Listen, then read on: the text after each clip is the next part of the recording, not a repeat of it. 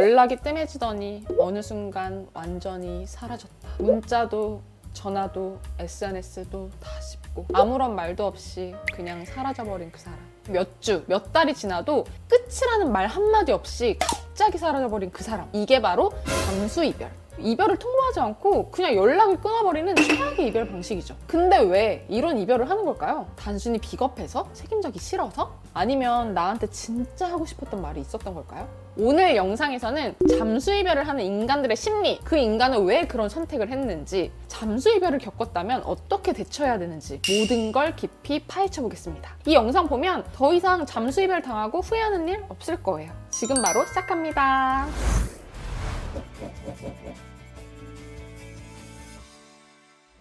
인터넷을 보면 이런 질문들이 생각보다 되게 많아요. 잠수이별과 환승이별 중에 어떤 게 더 쓰레기냐? 대부분의 결과들은 잠수이별이 더 쓰레기다 라고 나옵니다. 대체 왜 잠수이별이 최악의 이별 1위냐? 그 이유를 크게 6가지로 설명할 수 있을 것 같은데요. 첫 번째는 미해결 감정입니다.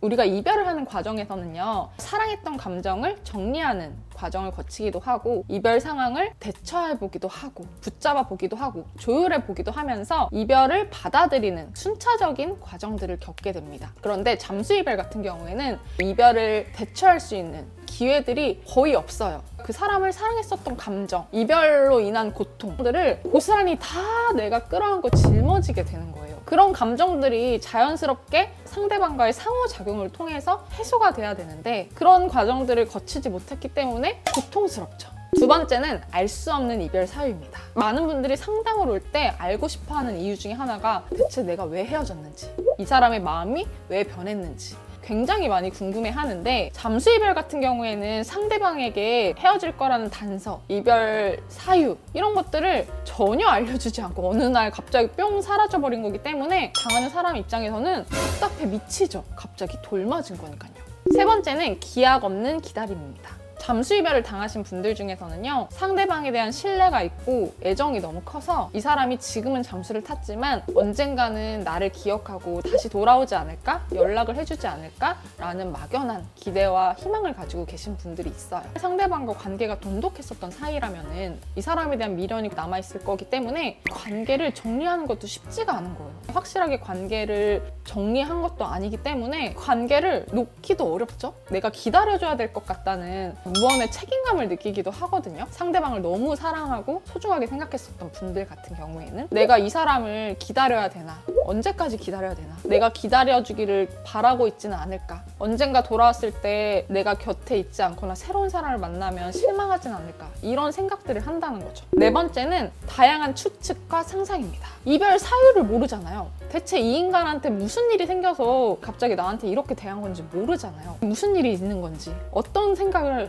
갖고 있는 건지, 어떤 감정인 건지, 새로운 사람이 생긴 건지 별의별 생각과 추측과 상상들을 다 펼쳐놓게 됩니다. 그런 생각과 감정과 상상들이 나를 계속 갉아먹게 되죠. 다섯 번째는 자기 귀인입니다. 굉장히 예의 없는 행동이잖아요. 나에 대한 존중과 배려가 전혀 없잖아요. 한편으로는 이 사람이 나한테 이렇게까지 예의 없게 할 정도로 내가 그렇게까지 잘못한 건가? 내가 그렇게 매력이 없었나? 내가 그렇게까지 부족한 사람이었나? 이런 생각을 하게 되는 게 사람의 당연한 반응입니다. 상대방이 이유를 말해주지 않았기 때문에 계속 나한테서만 이유를 찾는 거예요.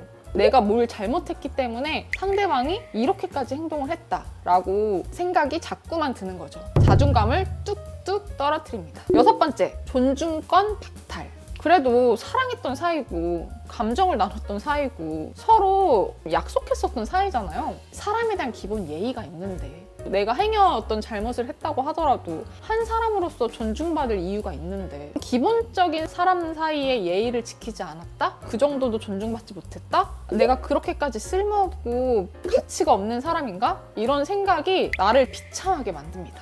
이런 6가지 이유 때문에 잠수이별은 너무너무 고통스럽고 사람을 피폐하게 만들죠. 잠수이별은 진짜 겪어보지 않으면 절대 그 고통 이해할 수 없어요. 이런 6가지 이유로 잠수이별이 최악의 이별 1위로 꼽히고 있는데요. 잠수이별 당하신 분들은 이 사람이 대체 왜 이런 행동을 한 건지 너무너무 궁금하고 답답하잖아요. 그래서 더 이상 여러분 스스로를 자책하고 갉아먹지 말고 정확하게 이 상황과 그 인간에 대해서 이해하는 데 도움이 되길 바라는 의미에서 오늘 영상을 준비했고요. 이 인간들의 심리적인 특성에 대해서 알려드리려고 합니다. 크게 5가지로 알려드리려고 해요. 첫 번째, 잠수부들의 성향. 잠수 타시는 분들은요, 회피 성향이 강해요. 갈등을 마주하고 문제를 해결하려고 하기보다는 그 상황을 모면하고 회피하기 위해서 잠수이별을 선택했을 가능성이 크다는 거죠. 무책임합니다. 책임지기 싫은 거예요. 귀찮은 거죠. 문제를 해결하기 귀찮고 설명하기 귀찮고 이별하는 과정이 귀찮은 겁니다. 이 모든 것들을 다 통합해서 뭐라고 할 수 있어요?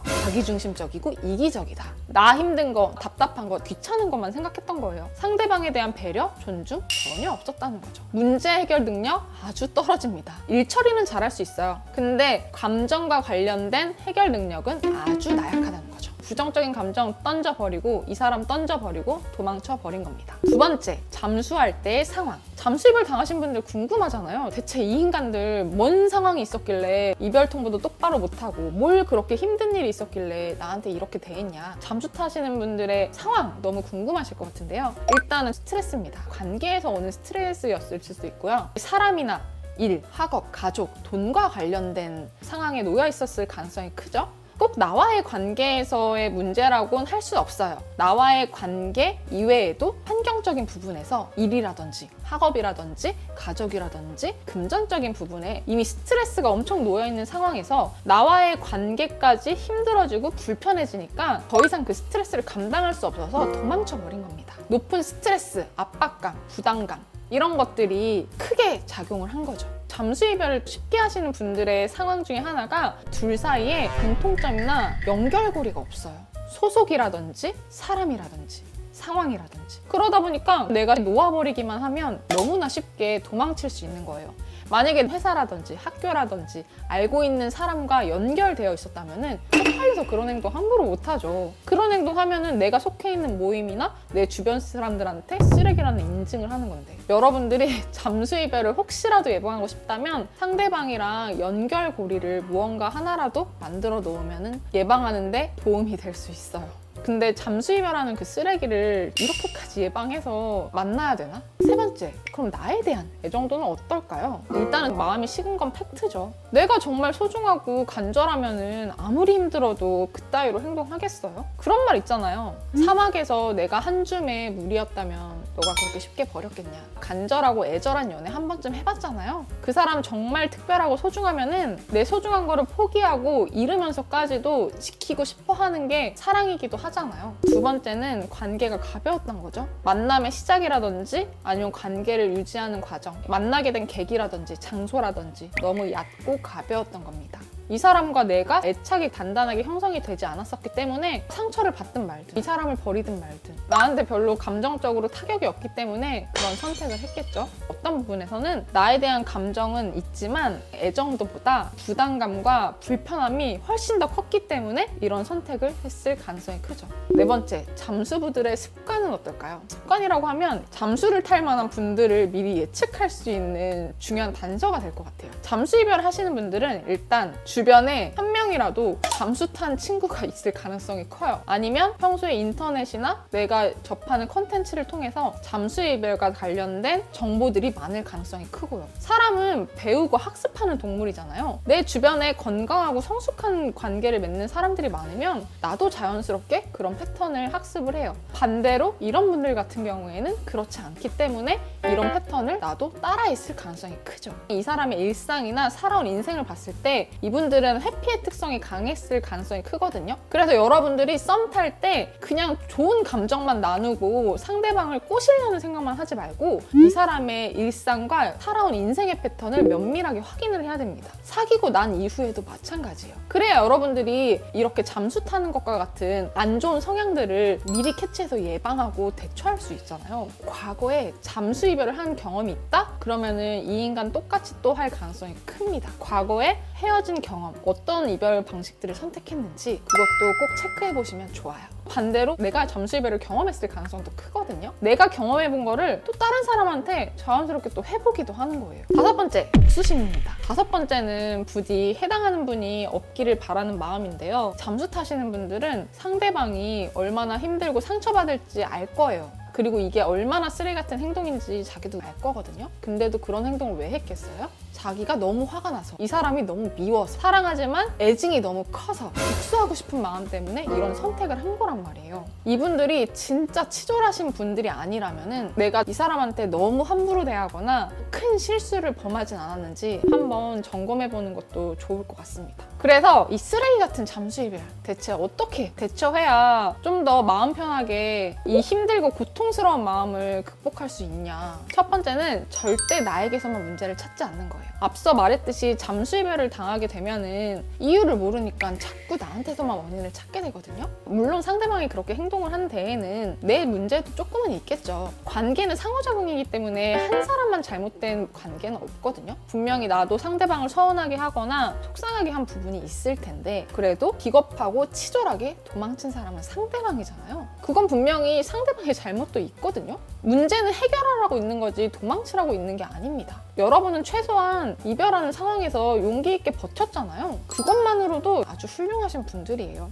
최소한 여러분들은 용기 있고 비겁하지 않았다. 두 번째, 상대방이 나쁜 놈인 걸 인정해야 됩니다. 상대방을 너무 사랑하고 나를 자책하다 보니까 상대방이 분명히 잘못을 했음에도 불구하고 자꾸 나를 반성하고 내 문제만 찾고 상대방이 너무 힘들었을 것 같다. 상대방이 얼마나 힘들었으면 그랬을까. 이렇게 자꾸 동정하시는 분들이 있거든요. 정신 차리십시오. 그거 절대 아니에요. 어쨌든 상대방은 여러분들에게 예의를 갖추지 않았고 여러분들과의 관계를 무책임하게 놓아버리고 도망쳐버린 비겁하고 치졸한 쓰레기입니다. 상대방을 더 이상 미화시키고 합리화하지 말고 나쁜 놈인 거 인정하세요. 나한테 그렇게까지 함부로 대하고 예의 없게 대할 정도의 이유는 없습니다. 인간의 기본적인 예의이자 존중이잖아요. 내가 그런 최소한의 기본적인 예의와 존중을 받지도 못할 존재는 아니에요. 세 번째, 상대방이 떠난 걸 받아들인다.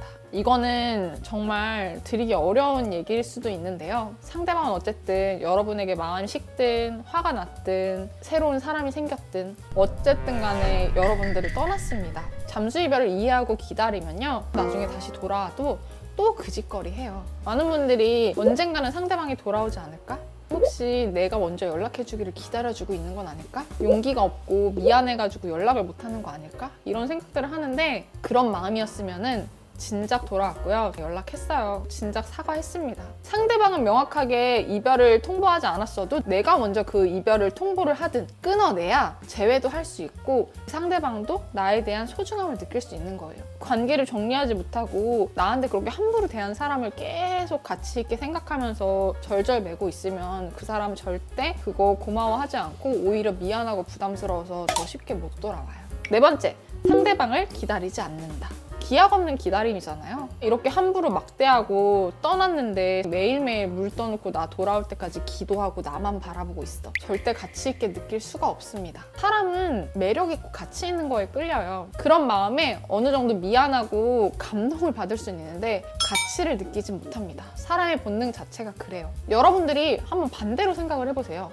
내가 이 사람이 너무 만만하고 귀찮고 기분이 나빠서 손절했어. 근데 그날 이후로 얘가 매일 물 떠놓고 나 하나만 바라보면서 부적 붙이고 맨날 기도하고 있어. 어때요? 부담스럽지 않아요? 어떻게 생각하면 무섭기까지 해요. 상대방한테 다가올 공간과 시간을 줘야 돼요. 그래야 상대방도 여유를 가지고 자신의 행동도 객관적으로 돌아보고 다가올 수 있게 됩니다. 다섯 번째, 나의 삶과 가치 올리기에 집중한다. 상대방이 언젠가 한 번쯤 나의 프로필 사진이나 내 SNS를 봤을 때 후회하게 만들고 싶잖아요, 여러분들. 그래야 아쉬운 마음에 여러분들한테 연락을 할 가능성도 커지겠죠. 매일매일 그 인간 하나만 바라보면서 피폐하게 보내기보다도 그 인간의 행적을 꽂혀치면서 염탐하기보다도 그 시간에 나의 인생과 가치 올리기에 집중하세요. 우연히 그분이 여러분들이 떠오르고 SNS를 봤을 때 내가 그 짓을 왜 했을까? 후회가 될 정도로 매력 있는 모습 매일매일 쌓아나가세요.